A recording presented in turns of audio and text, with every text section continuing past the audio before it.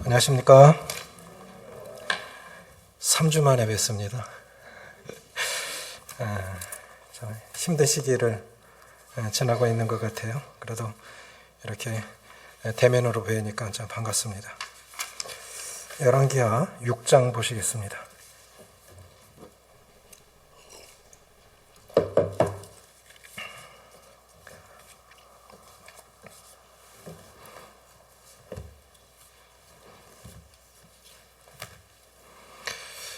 열왕기하 6장 13절부터 17절까지 같이 읽겠습니다. 시작. 왕이 이르되 너희는 가서 엘리사에게 엘리사가 어디 있나 보라. 내가 사람을 보내어 그를 잡으리라.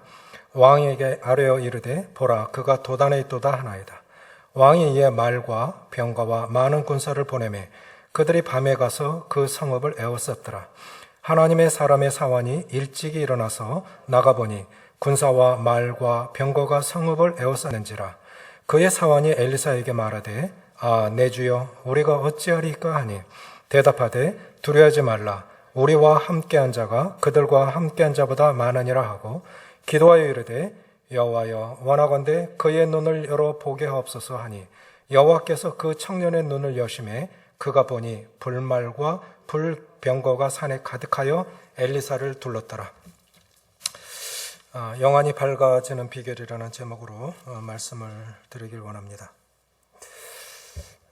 넌센스 퀴즈 하나 낼까요? 혼자 사는 할머니하고 능력 없는 그리스도인의 공통점은 뭘까요?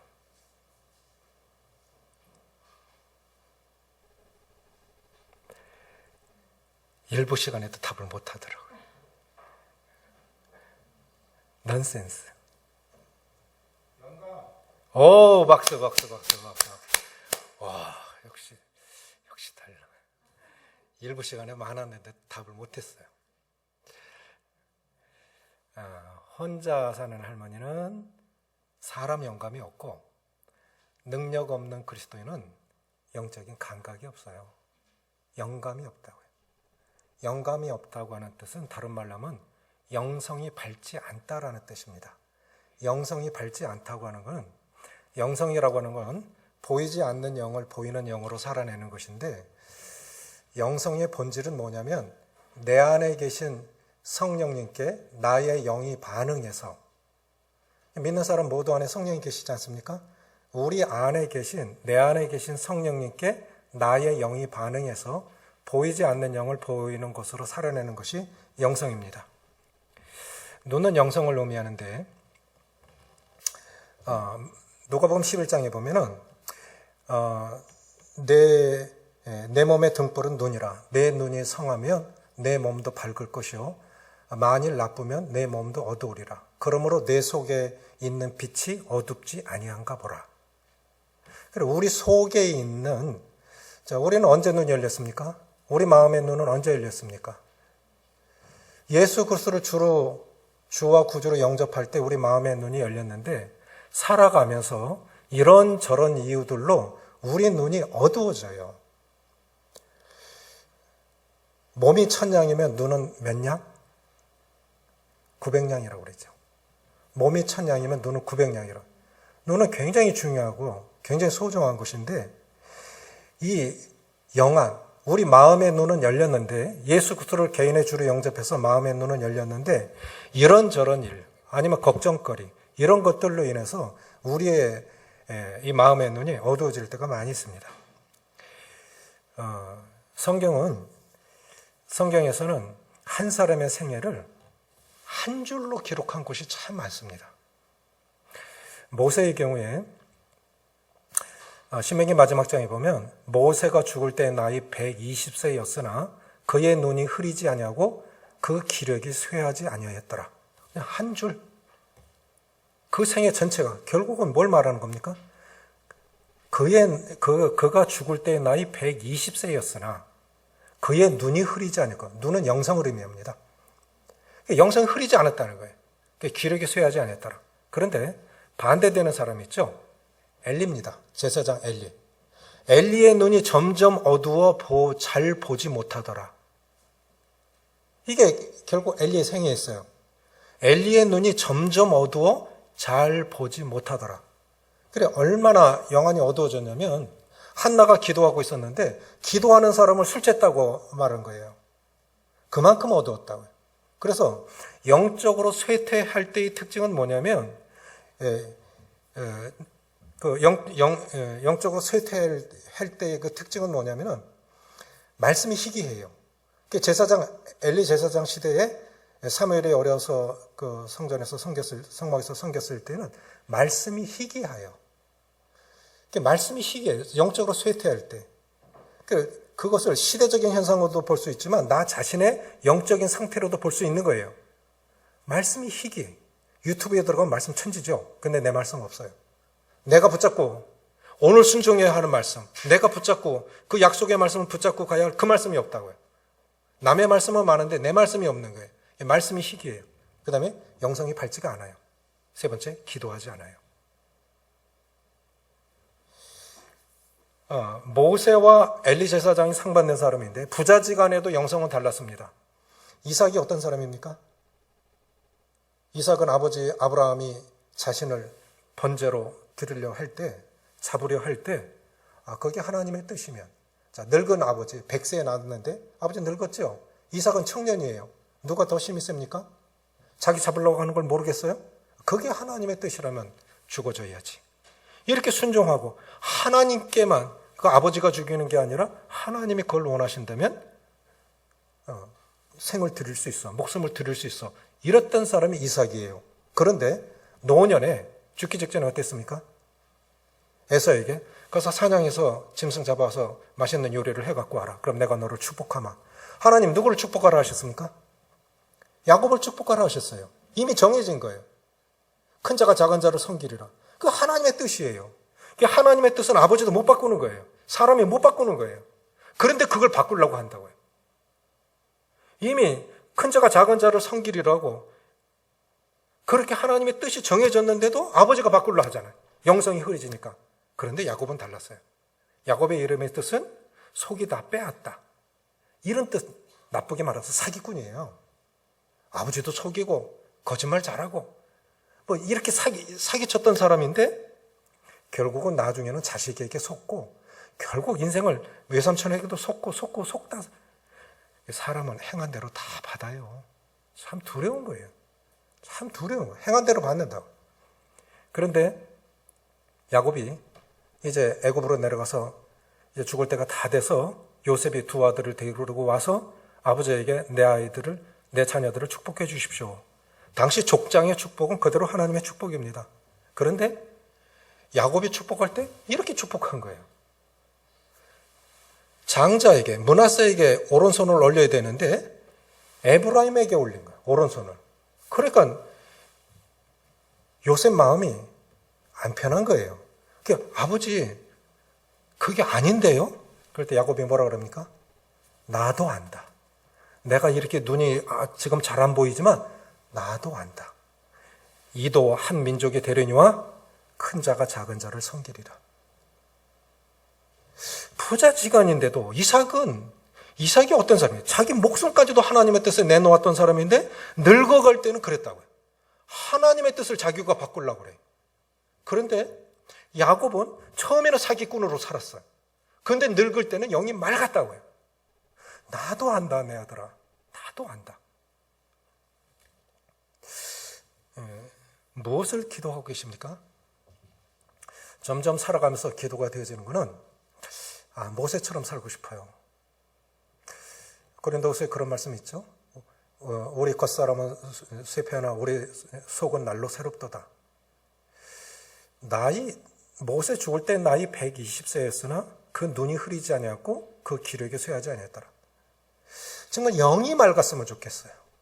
그래서 아름답게, 명예롭게, 은혜롭게, 행복하게 살다 갔으면 좋겠습니다. 그럴 것 같으면 왜 우리가 영안이 밝아야 될까요? 예수님을 구주로 영접을 해서 우리 눈은 이미 열렸어요. 그런데 살다 보면 이런 걱정 저런 걱정 아니면 개인의 감정 문제 뭐 별별 것들이 어우러져 갖고 자꾸 영안이 흐려지는 거예요. 왜 우리의 영안이 밝아야 될까요? 사도 바울이 에베소 성도들을 향한 기도 속에서 답을 찾을 수 있다고 봅니다. 에베소서 1장 17절에 보면, 17절, 18절에 보면 사도 바울이 에베소 성도들을 향하여 이렇게 기도합니다. 우리 주 예수 그리스도의 하나님, 영광의 아버지께서 지혜와 계시의 영을 너에게 허락하사, 지혜와 계시의 영을 너에게 주사 하나님을 알게 하시고, 우리가 하나님 믿은 거, 하나님 안 거 성령께서 깨닫게 하신 거예요. 보여주신 거예요.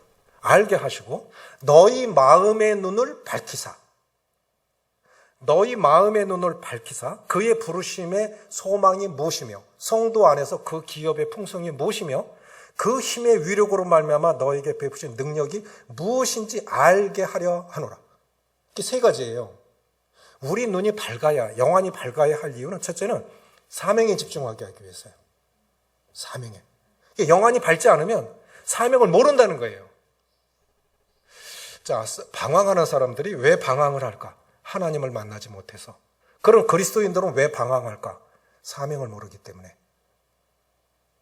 구원받았는데도 30년 전에 제가 대명동교회에 있었을 때 이동환 님이 이런 말씀하셨어요. 요즘 사람들은 구원 받았는지 안 받았는지, 구원 간증을 해도 침례를 줘도 구원 받았는지 안 받았는지 모르겠어. 변화가 없어. 그게 30년 전이에요. 그럼 지금 어떨까요? 지금 어떨까요? 진짜 눈이 열린 사람 맞나? 하나님 만난 사람 맞나? 삶의 변화가 없어요. 진짜 눈이 떠졌다면 왜 그리스도인들의 삶의 변화가 안 일어나고 왜 방황하는 걸까요? 사명을 몰라서 그래요. 사도 바울이 다메섹 도성에서 굉장히 강한 빛에 쏘여서 넘어집니다. 그랬을 때 이제 3일간 금식하고 이제 주님을 만나는데 사울아 사울아 했을 때 주여 누이시니까, 나는 내가 핍박하는 예수라, 주여 누이시니까. 그래서 사람이 예수님을 믿었다고 하는 것은 인생의 주인, 참 주인이 내가 아니라는 걸 깨닫는 거예요. 구원받았다고 하는 거면 인생의 주인이 내가 아니구나. 내 인생의 주인이 내가 아니구나. 주여 누이시니까. 그 다음에 물은 것이 주여 무엇을 하리까? 내 인생의 주인이 내가 아니라면 그 다음에 깨달을 거, 사명을 깨달은 거예요. 주여 무엇을 하리까? 영안이 밝은 사람이라야 사명에 집중할 수 있습니다. 두 번째는 성도 안에서 그 기업의 풍성이 무엇이며, 성도 안에서 기업의 풍성이라고 하는 것은 쉽게 말해서 상속이란 뜻이에요. 상속. 우리 부모 재산 많아. 그러면 안 먹어도 배부르죠. 자, 우리는 하늘의 상속이 있는 사람들이, 하늘의 상속. 우리는 정말 행복하게, 그리스도인들은 행복하게 살아야 돼요. 행복하게 살아야 돼요. 강연을 들어보면 참 배울 게 많아요. 우리가 얼굴이라고 하죠. 얼굴. 그런데 얼굴이라고 하는 그 뜻이 얼이 뭡니까? 정신, 혼. 이걸 가리켜 얼이라고 하죠. 얼이 담긴 꼴이 얼굴이라고요. 닮은 꼴 그러잖아요. 정신과 혼이 담긴 꼴이, 이게 얼굴이라고요. 이 얼굴 속에 다 담겨 있는 거예요. 한나가 기도하고 나서 다시는 수심이 없더라. 얼굴에 다 담겨 있는 거예요. 다 나오는 거예요. 그런데 그리스도인들이 세상 걱정 것이 다 짊어지고, 물론 그럴 때도 있어요. 사람이니까. 그런데 그리스도인들이 안 행복한 것 같아. 그리스도인들이 행복하지 않은 모습을 보면서 누가 그 사람의 하나님을 믿으려 하겠습니까? 그리스도인들은 행복하게 살아야 돼요. 그래서 우리 영혼이 밝아야 된다고요. 우리가 어떤 사람이에요? 우리는 천국을 상속할 사람들이 아닙니까? 세 번째는 능력입니다. 우리가 기도할 수 있다고 하는 건 가장 큰 재산을 갖고 있는 사람들 아닙니까?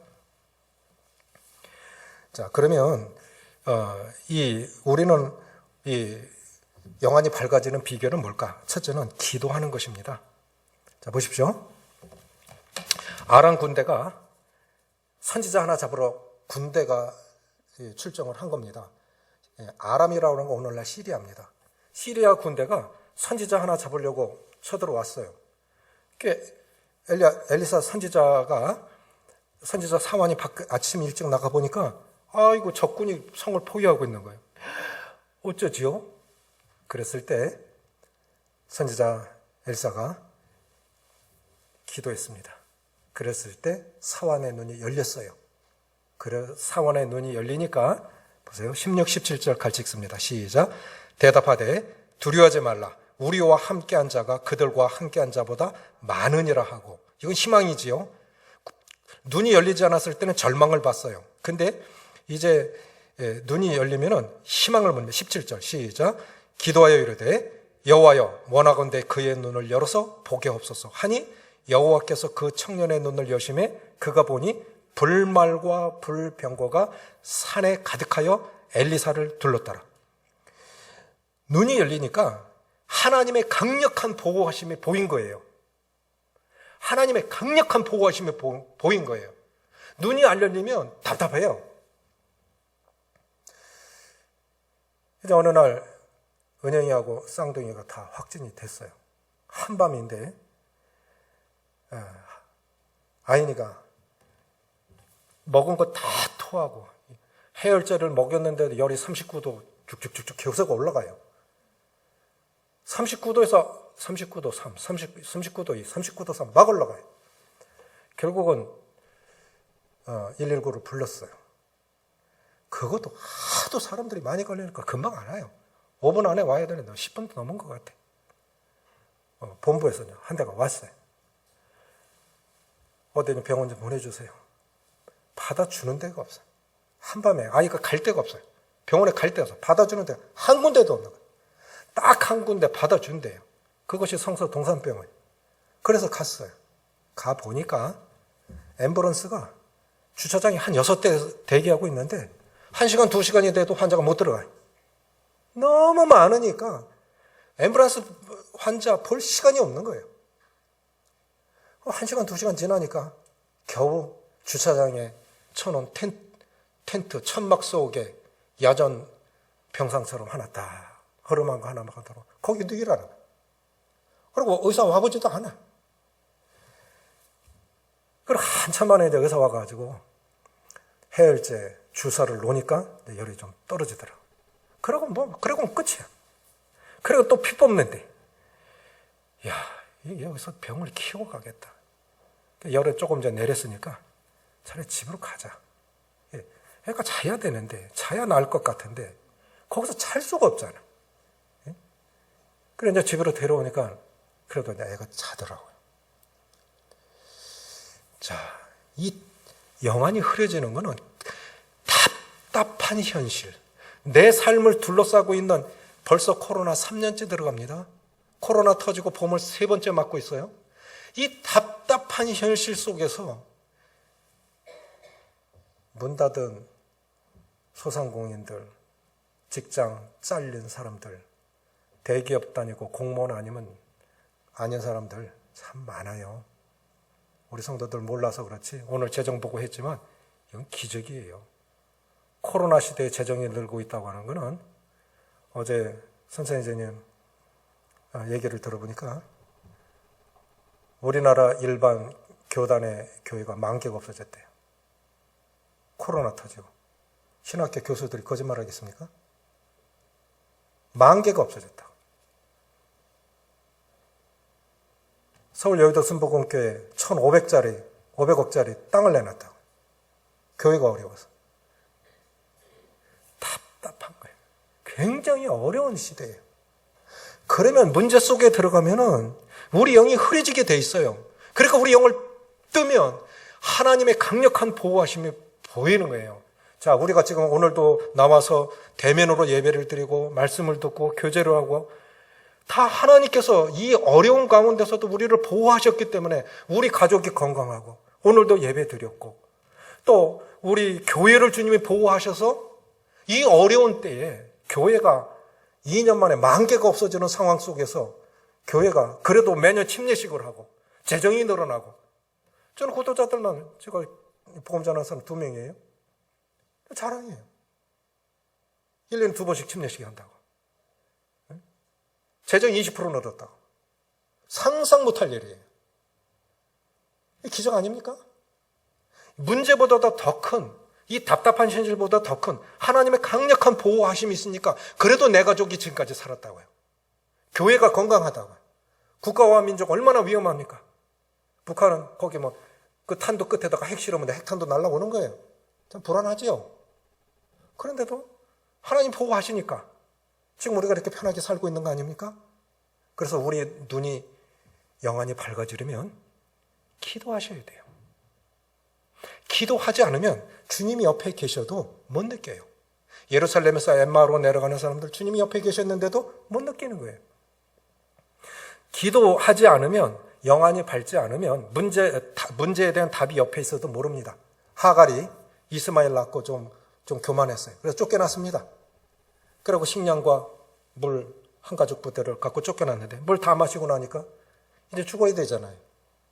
그런데 차마 자식이 옆에서 죽어가는 거 못 보겠어. 그래서 저만큼 관목덤불 밑에 아이 놔놓고 먼 거리에서 그냥 땅을 치면서 우는 거죠. 그래, 어쩌다 쫓겨나가지고 자식이 죽는 걸 봐야 되나. 그래서 통곡을 하는데 하나님께서 하갈의 눈을 여시니까 뭐가 보였어요? 샘이 보였잖아요. 그럼 기도했기 때문에 샘이 거기 기적적으로 거기 탁 솟아오른 겁니까? 안 보인 거예요. 기도하기 전에는 그 옆에 샘이 있었던 게 안 보였다고요. 그런데 기도하니까 보인 거예요. 그럼 문제는 뭐냐면 무엇도 문제가 안 돼요. 그리스도인들에게 있어서 하나님의 사람들에게는 어떤 것도 문제가 안 돼요. 문제는 뭐냐면 기도하지 않는 거예요.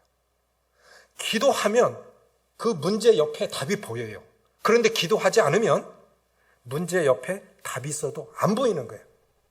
기도하니까 눈을 여셔서 하갈의 눈을 여셔서 샘이 보이게 하셨습니다. 빌립보서 4장 6절 7절에 이렇게 말씀하고 계시죠. 아무것도 염려하지 말고 오직 모든 일에 기도와 간구로 너희 구할 것을 감사함으로 아뢰라. 그리하면 모든 지각에 뛰어난 하나님의 평강이 너희 마음과 생각을 지키시리라. 시편 55편 22절에 내 짐을 여호와께 맡기라.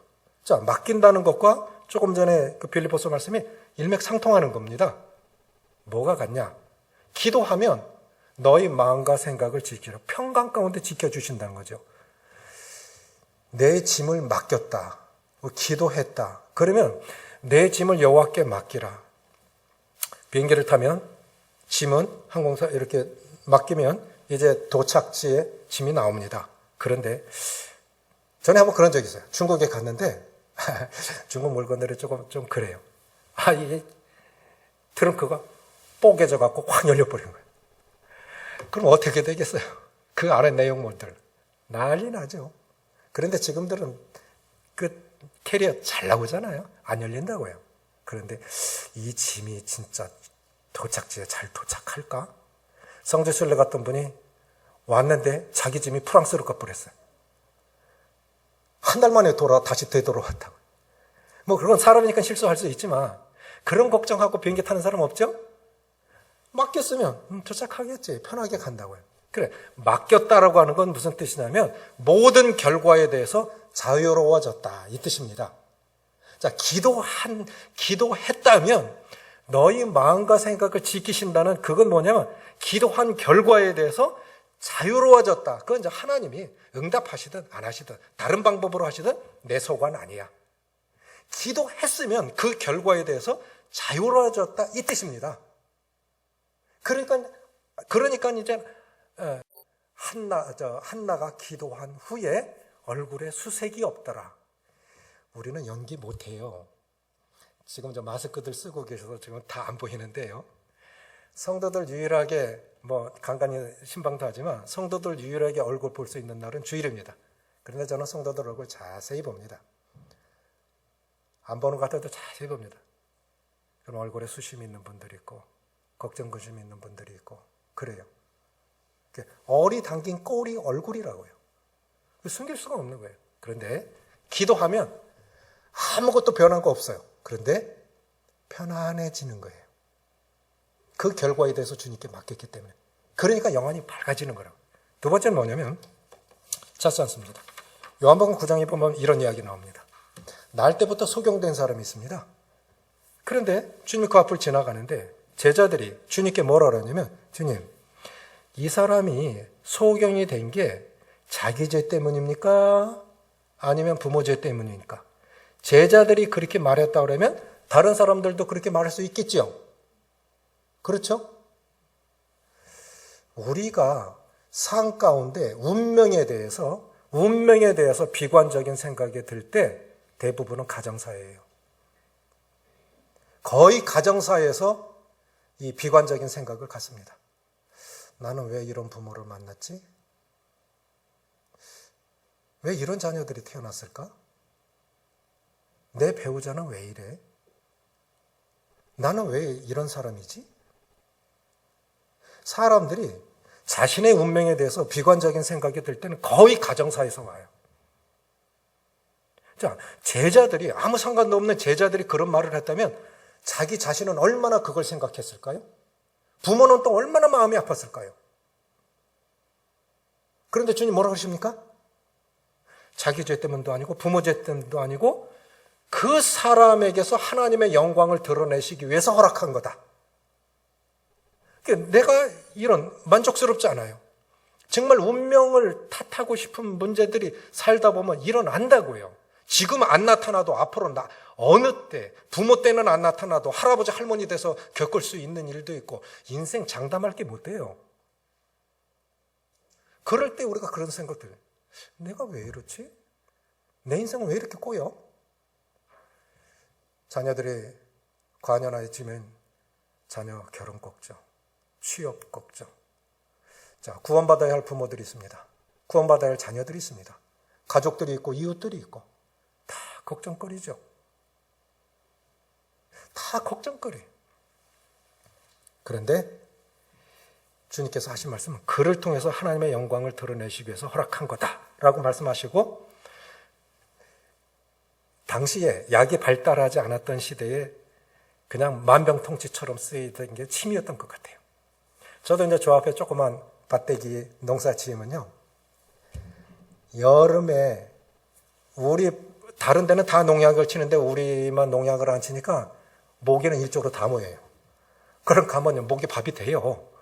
근데 이 모기는 들모기도 아니고 산모기예요. 몇 방 했다면 땡땡 붑니다. 따갑고. 그럼 제가 하나가 침 뱉어갖고 이렇게 해요. 그럼 시원해요. 제가 지금도 침을 발라요. 그 시대에 제일 좋은 건 침이었다고요. 그러면 그 시대에 눈 안 좋으면 얼굴에 침을 발라줬대요. 그런데 예수님은 어떻게 하셨냐면 침 바르는 게 아니고 침을 흙에다 뱉어가지고 진흙을 익혀서 눈에다 발라놨어요. 그리고 하신 말씀이 실로암 못에 가서 씻으라 했어요. 그 실로암 못은 히스기야 터널이 있습니다. 히스기야가 땅굴로 파가지고 물을 이끌어온 그 끝에가 나오면 동굴, 히스기야 터널, 물 터널 쭉 해서 나가면 거기가 바로 실로암 못이에요. 실로암에 가서 진흙을 이겨서 눈에 바르고 실로암에 가서 씻고 와라. 자, 생각해 보세요. 가뜩이나 안 보이는 눈에다가 진흙을 쳐 발라놨으니 이거 보라는 소리예요? 뭐예요? 예? 아유, 이거 화낼 일이에요? 순종할 일이에요? 그러지 않아도 보이지 않는데 그 눈에다가 진흙을 쳐 발라놨는데 이걸 그리고 가서 씻으라는 거예요. 보이지도 않는 사람에게. 어떻게 했습니까? 가서 씻고 밝은 눈으로 왔지요. 말씀은요, 이해가 돼서 순종하는 게 아니에요. 우리가 왜 말씀에 순종하지 못하는지 아십니까? 하나님의 말씀은 우리 이해를 초월합니다. 우리 이해를 초월하는, 어떻게 하나님을 우리가 다 이해할 수 있겠어요? 우리 경험을 초월한다고요. 그러니까 내 상식에서, 내 이해에서, 내 이론에서 안 맞으면 순종을 잘 못하는 거예요. 그러니까 기적을 경험하지 못하는 거예요. 축복을 경험하지 못하는 거예요. 진짜 하나님의 축복을 경험하시려면 먼저 순종하십시오. 이해가 되지 않아도 순종하십시오. 그래서 씻고 와서 눈이 떠졌어요. 그러니까 사람들이 저 길거리에 앉아서 구걸하던 사람 아니야? 날 때부터 소경된 사람 아니야? 너무 궁금하니까 어떻게 떠졌는데? 그래서 자기가 간증을 해요. 예수를 하는 그이가 진흙을 이렇게 내 눈에 바르고 실로암 못에 가서 씻으라 하기에 이에 내가 가서, 이게 즉각적인 순종입니다. 이해 안 가는 일이죠. 그런데 이에 가서 씻고 왔더니 보이더라. 열왕기상 17장에 보면 이제 엘리야에게 하나님께서 사르밧 과부에 가서 공개를 받으라 해요. 그런데 그 사르밧 과부는 이제 3년 6개월 동안 비가 안 오니까 양식 다 떨어졌어요. 통에 한 움큼 가루밖에 없습니다. 그걸 마지막으로 구워 먹고 죽으려고 하고 있는데 엘리야라고 하는 사람이 와가지고 먼저 그것을 구워서 내게 가져와라. 그리고 물도 가져와라. 그러면 내 통에 이 흉년이 끝날 때까지 통에 가루가 떨어지지 않고 병에 기름이 떨어지지 아니할 거다. 자, 이게 쉽게 순종할 수 있는 일입니까? 만약에 내가 내 아이 하나만, 독자 하나만 데리고 살고 있는데 마지막으로 한 끼 먹어? 자식에게 주죠. 어머니 안 먹겠지요. 그걸 어떻게 어머니가 먹어요? 자식에게 주겠죠. 그런데 자식 생명과 같은 그 한 끼 떡을 자기에게 먼저 달래. 먼저 그것을 내게 가져오고, 하나님께서 누군가를 축복하실 때는 순종을 먼저 요구하세요. 먼저 그것을 가져오고, 내게 가져오고. 그렇게 했을 때 엘리야가 말한 대로 됐습니다. 그래서 축복의 원리는요, 말씀대로 하였더니 말씀대로 되더라는 거예요. 저는 작게나마 그걸 경험했어요. 말씀대로 하였더니 말씀대로 되더라는 거예요. 지금도 그 말씀은 변함이 없습니다. 한 말씀이라도 순종해 보세요. 하나님께서 우리를 축복하실 때는 먼저 순종을 요구하십니다. 순종하면 기적을 경험하실 수 있어요. 눈이 열릴 수 있어요. 세 번째는 뭐냐면 누가복음 24장에 보면 예루살렘에서 엠마오로 두 제자가 내려갑니다. 그런데 여인들이 이미 굴이 비어있다고, 주님 시신이 없어졌다고 주님의 부활을 얘기를 했어요. 그리고 두 제자 베드로와 요한도 갔다 오고 나서 주님이 부활하신 것 같다 얘기했는데 안 믿어지는 거예요. 안 믿어지니까 예루살렘에서 하여간 내려가는 거는 좋은 게 아니에요. 올라가야지. 예루살렘에서 엠마오로 내려가는데 눈이 가리워지니까 예수님이 옆에 계셔도 안 보이는 거예요. 영적으로 눈이 가리워지면, 영안이 가리워지면 주님이 곁에서 말씀하셔도 환경으로 말씀하시고, 사람으로 말씀하시고, 말씀으로 말씀하시고, 기도 속에서 말씀하시고, 여러 모양으로 말씀하셔도 우리의 영안이 가려지면 옆에서 주님이 말씀하시는 거 못 봅니다. 마더 테레사 수녀가 노벨상 받고 나서 자기 신부에게 편지를 보냈는데 요즘 하나님이 안 느껴져요. 요즘은 하나님이 안 느껴져요. 늘 함께 하셨는데 요즘은 안 느껴져요. 영안이 어두워졌다는 거예요. 덴마크 철학자 키에르 케코르가 이런 말을 했어요. 죽음에 이르는 병이 있다. 이 책 제목입니다. 죽음에 이르는 병이 있다. 죽음에 이르는 병이 뭐죠? 암이 아니라고요. 죽음에 이르는 병은 절망이라는 병이에요.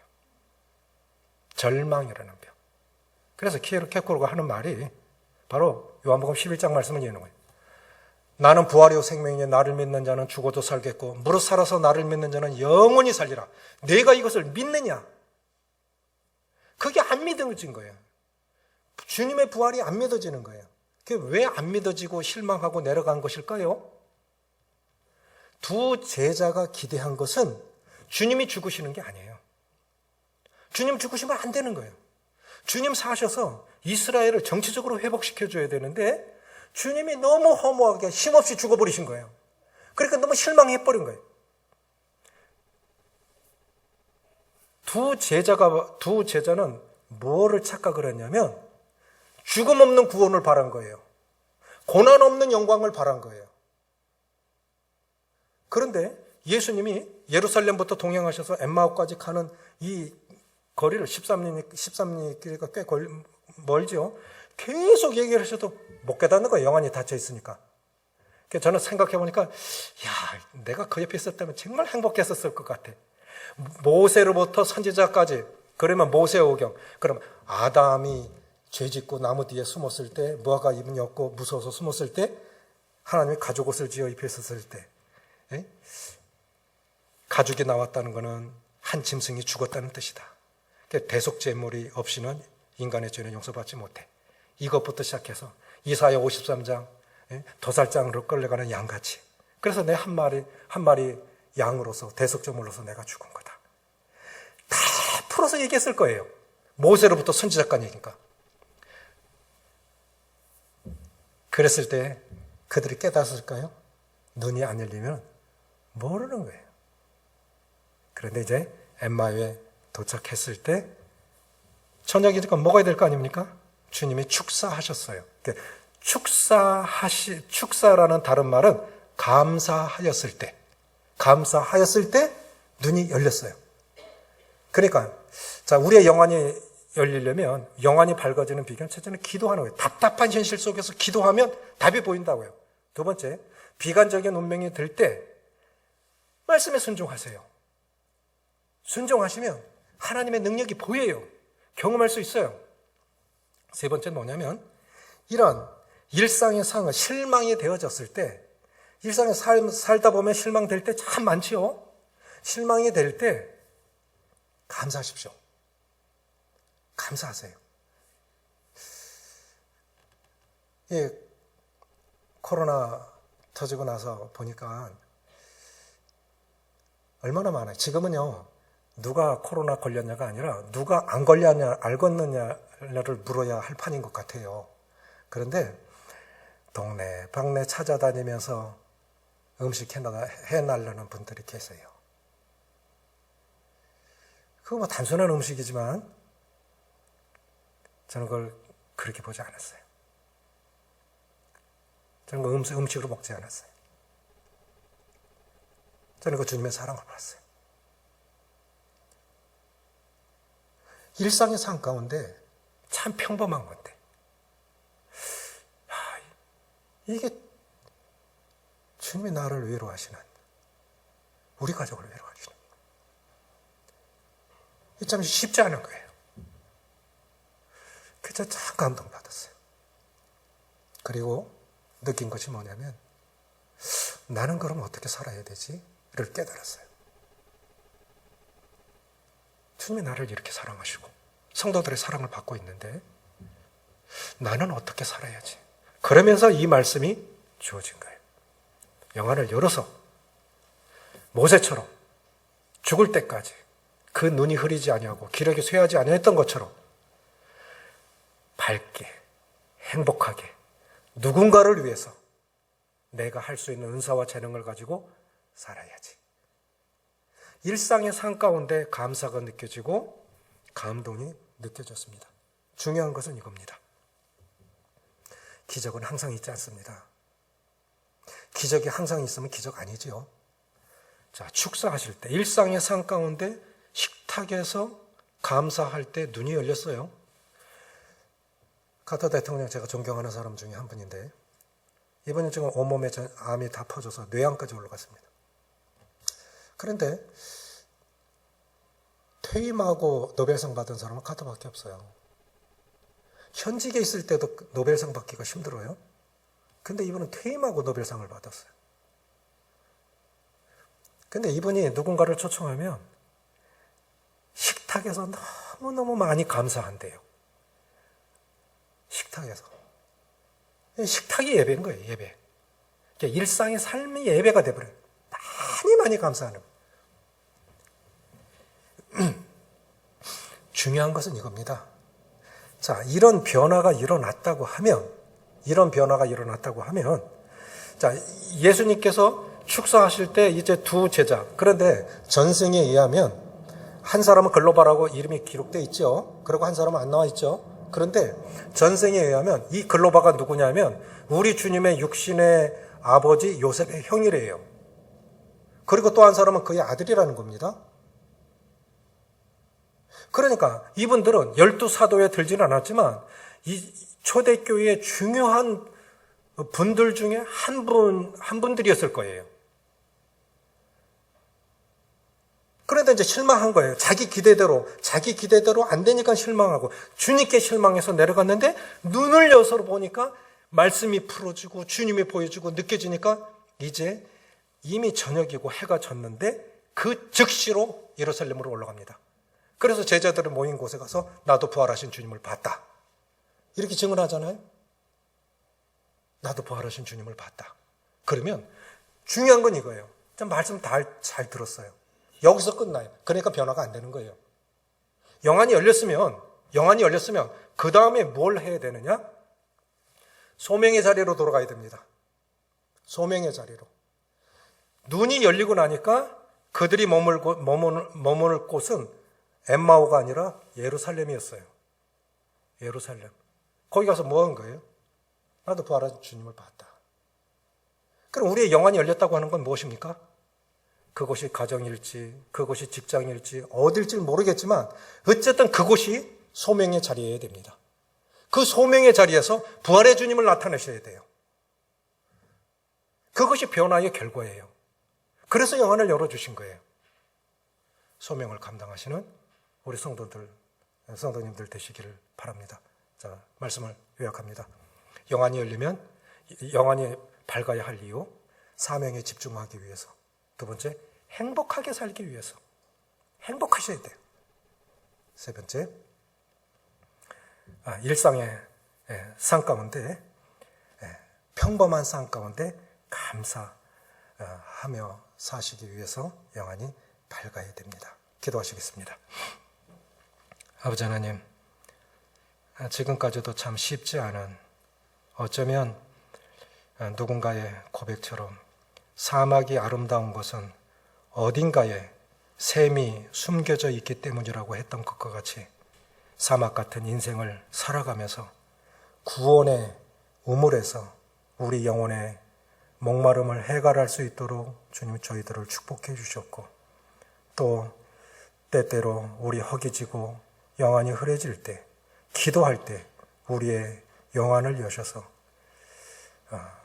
우리가 하나님 없이도 방황했던 자들인데 하나님 안에 살면서도 방황하는 자들이 되지 않도록 사명을 따라 사는 저희들 될 수 있도록 도와주시옵고, 또 우리 생각에 이해되어지지 않는 말씀일지라도 먼저 순종하면 축복하시는 하나님의 축복의 원리를 삶 속에 잘 적용할 수 있도록 도와주시기로 나왔고, 또 일상의 삶 가운데 먼 데가 아니라 주님께서 예루살렘에서 엠마오로 내려가는 제자들에게 영안이 어두워져서 주님 곁에 계셨지만 알지 못했지만 식탁에서 감사하실 때 눈을 열어서 보게 하셨습니다.